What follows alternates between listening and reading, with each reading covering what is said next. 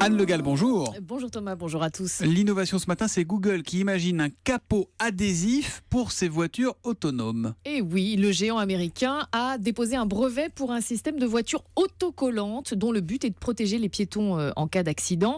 L'idée, c'est en effet de retenir la victime sur le capot ou sur les ailes de la voiture en cas de collision pour qu'elle ne soit pas projetée en l'air et qu'elle ne subisse pas un deuxième traumatisme en retombant sur le C'est le principe du sol. tue-mouche en fait.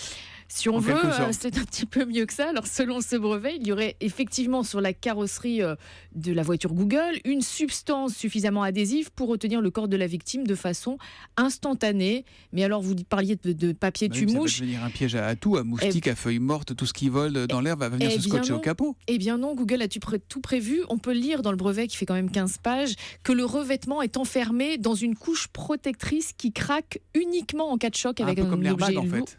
si on veut. Et donc, il n'y a pas de risque pour que la voiture devienne un piège à moucherons ou à mouches, ou alors que quelqu'un qui s'appuie sur la voiture à l'arrêt ne reste collé. Par ailleurs, Oui. le Vous êtes au brevet... téléphone, vous posez contre la voiture et vous pouvez plus redécoller. Non, et le brevet précise aussi que la personne scotchée sur le capot devient libérable très vite car le pouvoir adhésif cesse au bout de quelques minutes. Alors évidemment, ce n'est pas parce que le brevet existe que cette voiture autocollante verra forcément le jour, mais dans une logique de voiture pilotée par des algorithmes ou par des ordinateurs, il faut quand même anticiper le risque de collision violente, même si statistiquement, évidemment, le risque d'accident est réduit avec un robot.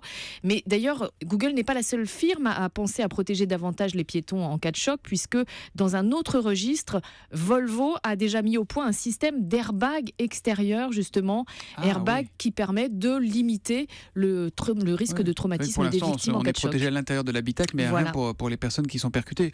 Et ben voilà la sécurité routière qui s'intéresse donc Aux piétons. à la voiture autonome. Merci Anne.